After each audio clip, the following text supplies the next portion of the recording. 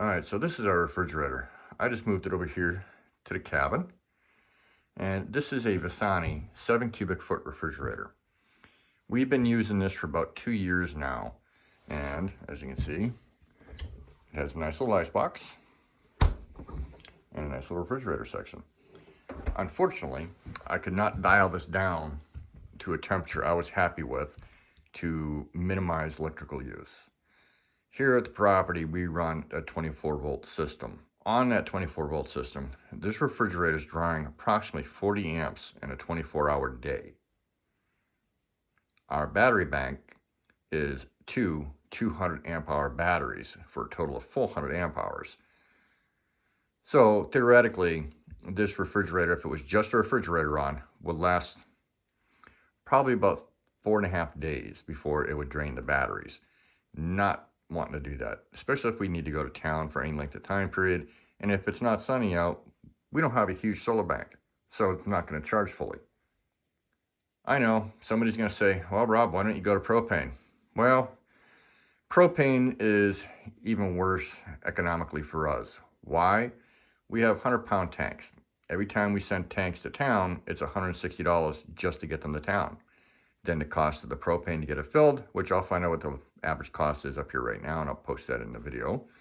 And then we have to pay another $160 to get them back here. So it's costing us well over $300 just for the transportation of the tanks to and from town. And that's whether it's one tank or all the tanks. So what are we going to do? Well, let's go hop the train and I'll show you.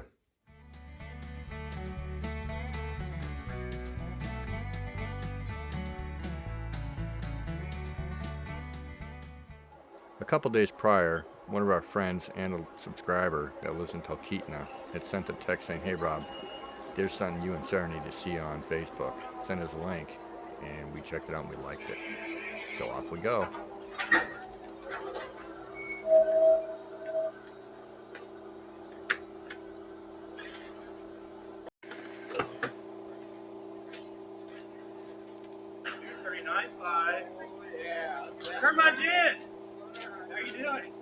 Some of you may recognize that voice. That is Mike from Railroad Mike's Alaska.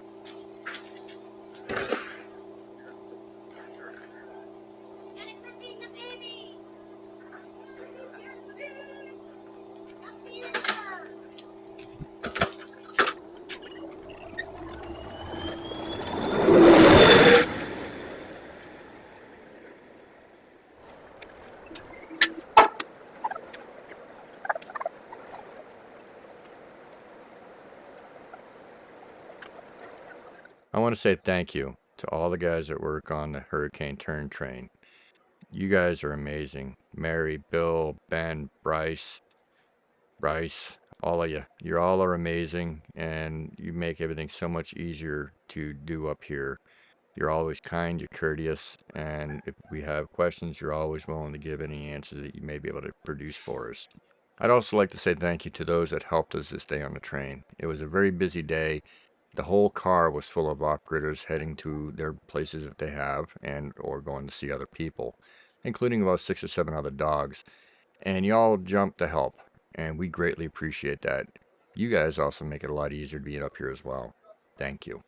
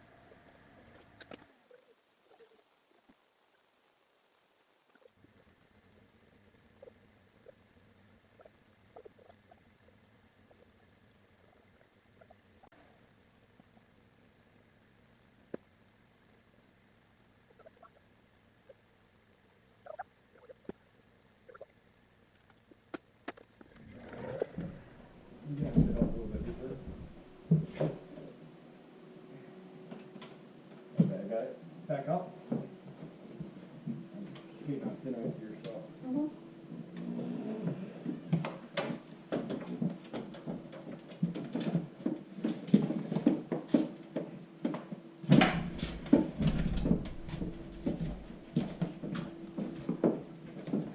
My phone's in the middle of the kitchen, and then you can take care of moving that.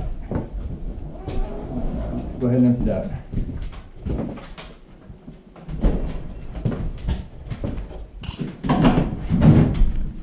You gonna help me, sir?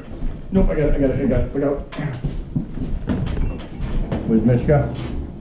Nowhere in sight. Okay. Over by the sofa, just so you know. Now, how do you want it placed? You want it even with the wall, or? Yes. Okay. That's, okay. Well, I need to, it's gonna have to be moved by hand. I can't do the dolly to that part. Right.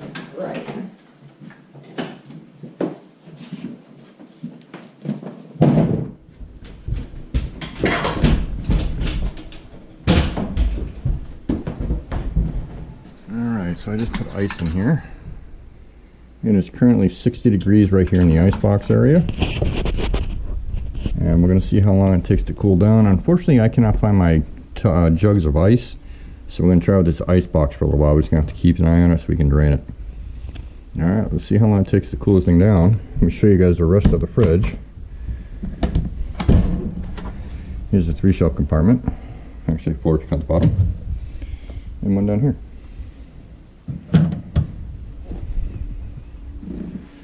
Alright, we'll check back with you guys later on. Here's what it looks like. Beautiful. Alright, it's been about an hour. Temperature's still right around 40. You can definitely tell there's a difference in there. I put a little cheesy thermometer over here. And it's saying it's 58. Now what I'm going to do is I'm going to take this one here and stick it over here and see what it says here in a little bit. Yeah, it's upside down, but it's still 40. Probably going to take a few days to get it cold. Alright, so you guys had seen that we had this ice box over on the other wall where my baking station is. After having to run the stove for a couple days to cook and get the chill out of the house, it does cause the ice to melt quicker inside the ice box. So we decided to put it against this wall over here. This is usually the coolest spot downstairs. Not sure why, but it's always a little chillier on that wall than it is anywhere else. So now it's over here. Current temperature is 40 degrees. I've got to change the ice blocks. It's right at that time when I got to do it. And there's what's in there for right now. Not a lot. It's kind of mostly just condiments, things like that. So we're going to change the ice blocks. And we get something a little bit different than what we normally do. We've been using ice jugs, basically gallon jugs with water in them, frozen, and doing that. So I'll be right back and I'll show you what we have now. We recently reached out to Alona Remote Alaska to ask her what she uses in her ice box. And these are the same ones that she uses. Thank you, Alone, for the information, and they're working amazing. If you're not familiar with Alone, I'll make sure I post a link down below in this video in the description area. These ice packs were custom ordered from Bass Pro Shop. The local Bass Pro Shop in Cabela's here in Anchorage did not have them in stock, so we had to wait about a week and a half to get them in. No, they're not cheap, but they work great. Alright, so now you can see what it looks like with the ice in there. We could actually use one more large block and have 50 pounds. Plus, if I push these over, I might be able to get a 5-pounder or 2 over here on the side. We're going to look for more here in the future. There's a little bit of the information on it. There is stuff written here, but it's very faint. I'm going to have to do a rub on it to figure out what it says. And then down here, I do have a gallon jug with ice in it. And it went up 41 1 degree because I did take the ice out. It'll cool back down here momentarily now that I have fresh ice in it. So as the ice melts, or warms up in this case because it's an ice pack, it does generate moisture. And the moisture is going to run down these here and then down onto that pan there, and then it drains right there and goes down. I'm going to add a tube into that so it stops making puddles on this lower shelf. From there, it drains to here into that pan that I have, and that catches any liquid. We get to empty it maybe every 3 or 4 days. It's not horrible, and we just give it to the pups.